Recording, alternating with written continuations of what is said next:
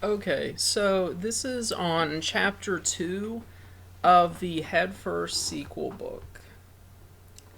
I would recommend at least reading through chapter 1 before starting this. This slightly builds on that. You do have to understand the very basics of SQL to benefit from reading this or from watching this. Now, this is the very, very basic select statement that we started out with that we ended with in the last video. It's just saying select everything from a table. And this will dump out the whole table in its original structure. But that's not terribly useful unless we're testing our table. So how do you make these queries a little bit more specific?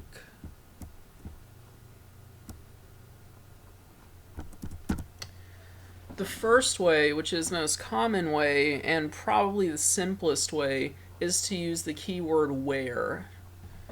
So as you can see, we have our very basic select, and this is just taking everything from this table that is called my contacts. The where keyword makes it more specific. And so it says take everything, but make sure that in this case the first name is Anne in that row. So we're saying select everything from contacts and then make sure that this column is equal to Anne before you take it. So if we go back up, I believe, yeah, they had some listings here. So this is selecting everything, but what if we just want the ones where the first name is Anne? Here's one that's Anne, and one way would be to just look through it and pick some out. But an even easier way and a more robust way is to use the where keyword. And so here we say where first name equals Anne. And this should give us the entire rows of every row where the column value for first name is Anne.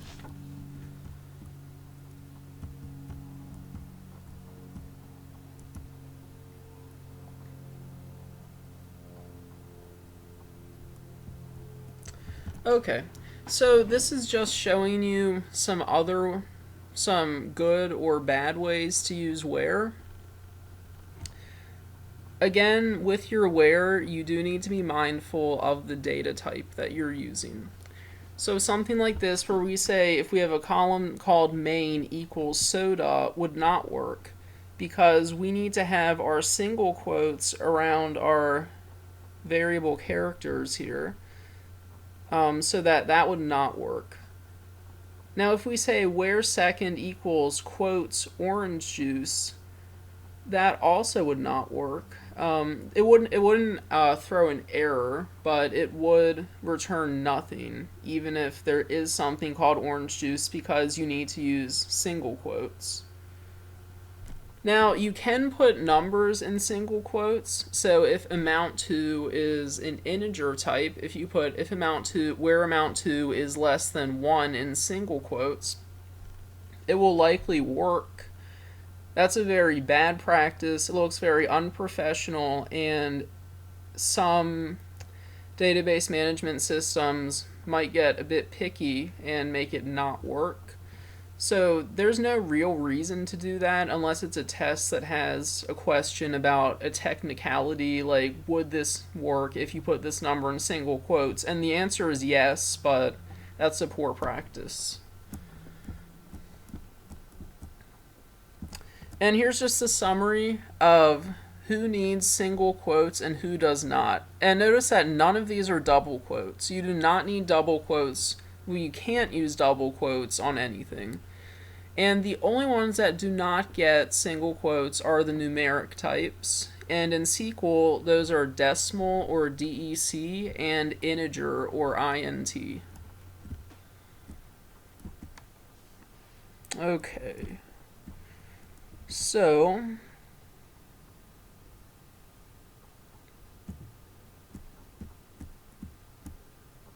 oh, and this is just pointing out that you need to be very careful. The console can get clogged up pretty fast. You can have multiple lines, all these little single quotes, and you need to be mindful of making sure that you close each single quote in each parameter. And the other thing that you need to be mindful of is, are you putting in data that uses apostrophes? Because unfortunately, the apostrophe is the exact same character as the quotes. So if you have a varchar that has an apostrophe that you have to insert into your database, that's okay. But you need to do what's called escape the apostrophe. And there are two ways to do that. As you probably know from other programming courses, the most common way is to put a backslash before it, which says print this out. That says take this literally rather than as a terminating single quote. Another less conventional way that you can do is put another apostrophe before it. That might throw some people off. It is possible, but I would not recommend that. But here's an example of it. It looks a little bit confusing, much more confusing than just a backslash would be. Okay, so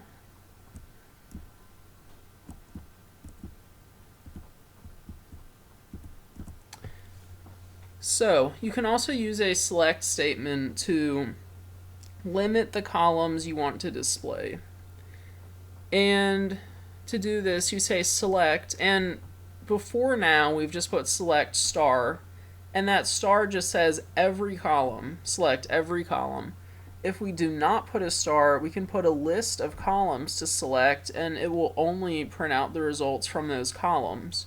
So it still will print out every row using this query. Remember, where is pick out the rows, and select is pick out the columns. So you can say select from these three columns from this table, and that will dump these three columns and nothing else.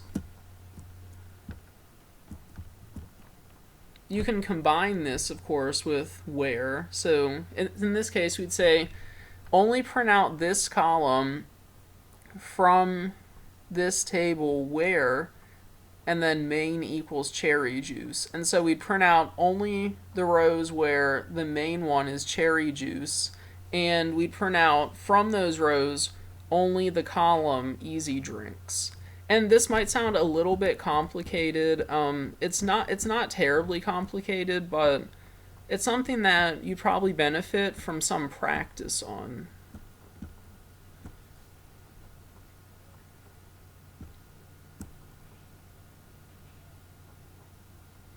And this is just showing again, you can use where statements, where followed by a boolean like this, with numbers or anything else. And you can use where on a column that you're not selecting. And so in this case, we aren't showing rating on this table or on this select, but we're using rating to pick which rows we're going to show in the selected columns. And that's how it works when you combine where with select. Now, if we wanted to have multiple where statements, you have to be careful. We have and or. If you say where type equals plain glaze and rating equals 10, that says we're only taking rows where both of these are true. It's not one or the other. It has to be both. If only one of them is true, then it's not. The row is not selected.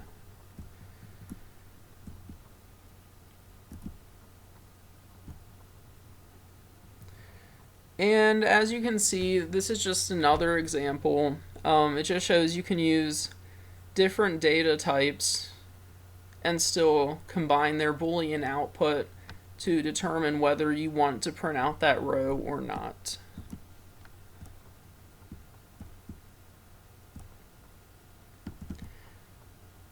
And one other thing that I did not mention yet is that you may have noticed that we use a single equals to test for equality. And if you are used to a language like Java, you're used to having two equals. Or if you're using something like JavaScript, depending on the context, you might be used to using three equals. We only use one in SQL, and there are reasons for that. But so when we say main equals soda, that is an equality test, even though we only have one equals sign. We also have a greater than sign, which does exactly what you think it would. And our not equals is not an exclamation point with an equals sign. It's actually, it's actually this. It's less than followed by a greater than. And so it's this little diamond here for not equal. So it is not exclamation point equals. If you do that, you'll just get an error and it won't work. So these are two things that you should commit to memory because it'll save you a lot of frustration down the road. And again, you can use less than or equals, greater than or equals. You can flip these too, so you can say equals less, or you can say greater than equals. These are not static. I believe they cover or in this chapter as well.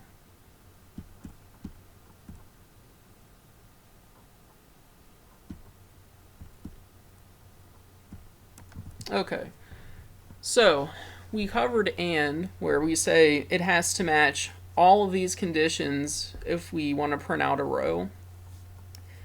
Or works just like any Boolean or that you've used in if statements. See if they have some examples here.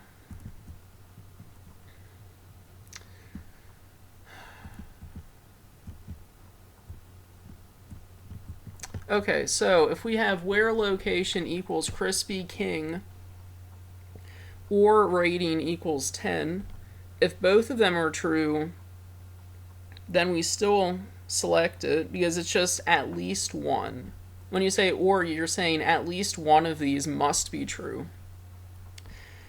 So if the location is crispy king, then we say good, print it out. If it's not, then we look at the rating, and if the rating's 10, then we say good, print it out. And if it's not, then we say don't print it out.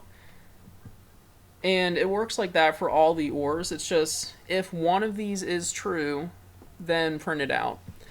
And you can tack multiple ones of these on. You can say location equals crispy king or rating equals 10 or date equals something or comments equals, and you can keep going like that. These all have two, but you can actually add a lot of these together. And this is just using some of those equals, not equals signs. Oh, one very important thing. You cannot query for null. You cannot say rating equals null. That is not allowed. And okay, here, they said it here too. That is not allowed. However, if you want to test for null, you can use the keyword is null, not equals. If you say equals null, then you'll get an error. You say where, and in this case, if we're saying print this out if we don't have calories listed for it, we say where calories is null. So use these keywords, not equals null. And here's an example of typing a bunch of or statements, and rather than doing that, we can use the like keyword. Now, like keyword uses a few different regex expressions. You can say where a column like, and remember single quotes here. A percentage sign means anything of any length, and it could be no length, or it could be 1,000 characters. So this is saying where location ends with CA, essentially, because percentage means anything. and then it has to contain CA with nothing after it. And this is similar. It's just saying first name like, and then we have our single quotes %IM, and the percent means any characters. So this means ends with IM.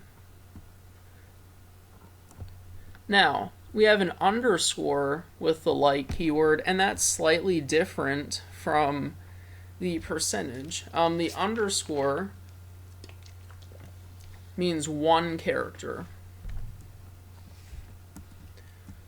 So let's see. So in this case, we say where cal name is like underscore SIE. So we say where it has one character and then ends in SIE.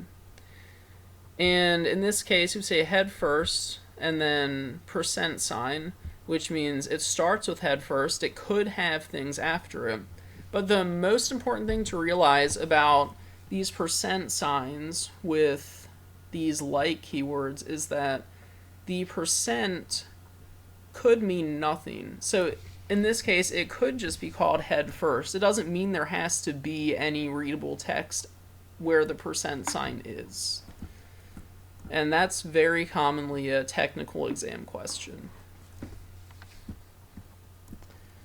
Okay. Oh, and those are case sensitive as well. So if you have an uppercase A, it has to be an uppercase A. It will not match things that are a different case. And this is going over the between keyword. So rather than saying calories are greater than or equal to 30 and less than or equal to 60, you can save some time by using between. Now, the most common way to use between is with integers. That isn't the only way to use between, but if we want to select rows where the calories are between 30 and 60, then we can just put between 30 and 60. And again, make sure that you know the syntax, because it looks very easy when you read it by itself, but once you start to have your little SQL toolbox get built up, you might be surprised at how kind of arbitrary the syntax seems. So I would highly recommend that you start to learn it before you learn a lot more of SQL. Now, here are some results. This is just saying, you have to go in order. You can't say between 60 and 30. You just won't get anything back. You can go between ASCII values. And if you don't know what ASCII values are, it's essentially a numeric background, I guess, for characters. I mean, that's not a great explanation, but just for the sake of this video. So if you're saying, and it's in a logical order, and so G would come before O. So you can say between, but make sure you use your single quotes, G and O, and it would get everything that's a single character between those. So H, I, J, K, etc.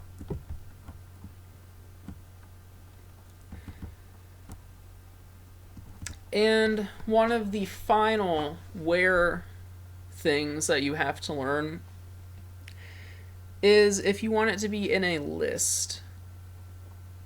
This saves a ton of time. This essentially is an alternative for saying or rating equals innovative, or rating equals fabulous, or rating equals delightful, and you can go on and on.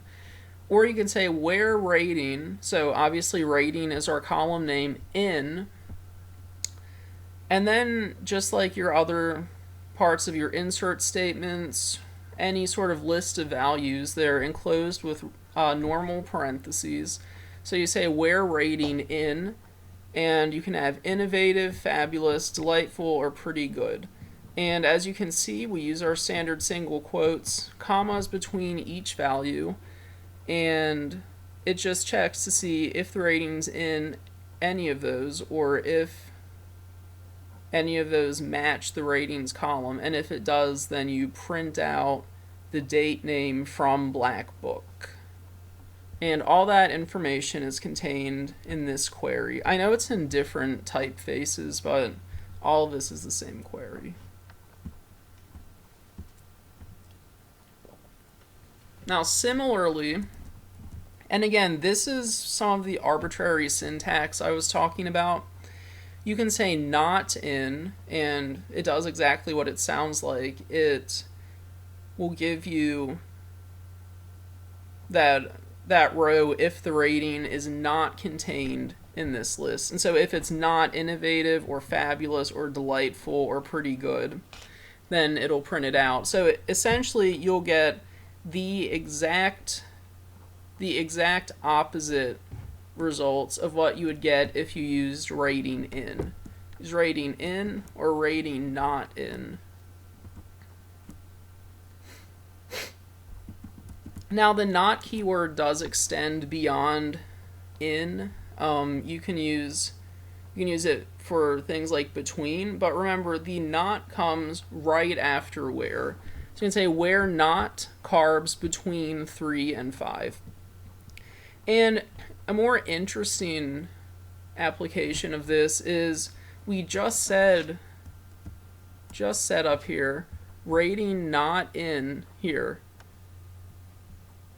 But with everything else, you have to say not right after where and before the column name.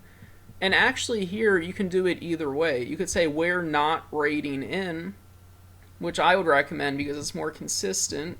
Or you can use what they printed here, which is where rating not in. So the not usually is right after where. And this is the only major exception to that.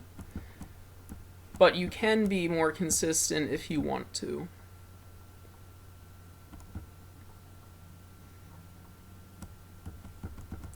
Okay, so that's the end of chapter 2, and hopefully you're starting to get an appreciation for the complexities of SQL.